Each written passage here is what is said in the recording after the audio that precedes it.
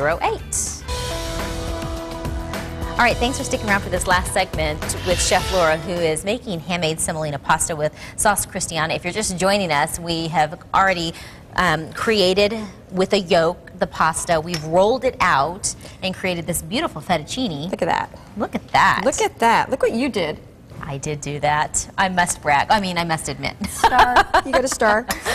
And so now we want the sauce. Now we're going to do the sauce. Kind of top things off here. You've already started slicing and dicing. Yes, I did. What I'm using right now are just fine ripened Roma tomatoes, but also if you can find the little baby Romas, those are wonderful to use. You just need to cut those directly in half. Heirloom tomatoes, also wonderful this time of year. So anything that looks good, go ahead and use.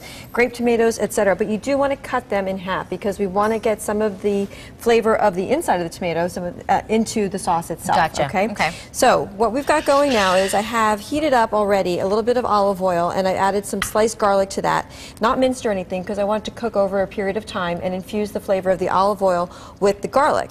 So once that comes back up to heat, what we're going to do is we're going to add to that our tomatoes and our basil leaves. Okay. Let that cook for about 3 or 4 minutes, and we're done. That's it. That's it. It's that straightforward. So we'll just go ahead and finish up these tomatoes. And in about a second, we're just going to add our tomatoes to this, and you'll see everything just kind of leaches out, if you will, from the sauce, from the tomatoes. At some point, I read or saw on a food show that if you want to get the extra moisture and like water out of the tomato, you put a little salt on it and then kind of put it on a paper towel. Well, anytime you salt a vegetable, true? it's going to extract water. A good example of that is eggplant. Okay, and that's what helps it keep it from tasting so bitter if you have an older eggplant. And then also cucumbers. If you salt those, you'll also pull a lot of the liquid out of them as well. Okay. So, and in this case, so we have a little heat going now. We're going to add our tomatoes to this. I'm going to have you start picking the leaves off of this. We're going to leave the leaves whole, though. Oh, no chiffonade action going on. No chiffonade, no. We just want the whole leaf in there. Okay. You can hear that little sizzle going. It's exactly what we want to hear. But this way we're just going to infuse, like I said, all these flavors just together. It comes together very quickly, very fresh sauce, something that you don't have to really heat up the house over the course of the summer if you don't want to. It's a nice light summer sauce. You know what I love using are the different colored tomatoes, so you get that contrast in there as well. So go ahead and add those right in there. And use your use that little spoon right there if you want to just mix those in. And you can't have too much basil, you really can't. Some of the recipes that I've been seeing lately call for it'll say use a wooden spoon to do da-da-da-da. Is there any reason why you would want to use a wooden spoon? Well, I never see you.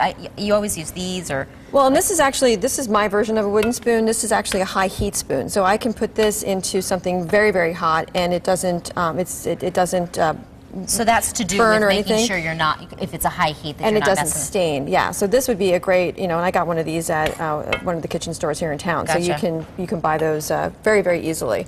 So now, while you're doing that, you can see the tomatoes are already breaking down a little bit. We're going to add a little bit of our salt to this, and you can finish this dish with any kind of cheese that you like. So just pick what you like. We'll add a little bit of pepper if you want to add some heat to it. Add some red pepper flakes. Ooh, I like that action. So little red pepper. And then we can go one of two ways. We can actually put our pasta right into here. It'll rewarm everything, and then we'll stir it all together and replate it. Okay. So there's one, and we can just go with both of them. Why not? There we go. Everybody knows where they're having lunch today. Exactly. So and you've got the twist motion. So that's exactly what I wanted to see. So that's a good way to move the pasta through the sauce without breaking the pasta up.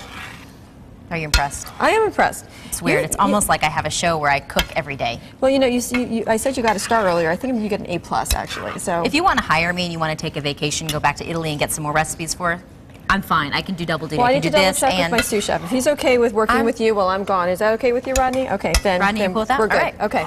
So yeah, I'll be happy to go back to Italy. I'm actually heading to California at the end of this week. I'll be working with an executive chef over there for about 10 days. Get some good California recipes for us. I want to get some great stuff. Yeah. We actually had some chefs that created a whole bunch of California recipes and profiled that a couple years back. It's good stuff. It's good stuff. Thanks for coming on. Oh, thanks for having me. This recipe will be on our website, sonoranliving.com. Make it a great day, and we'll meet you back here tomorrow.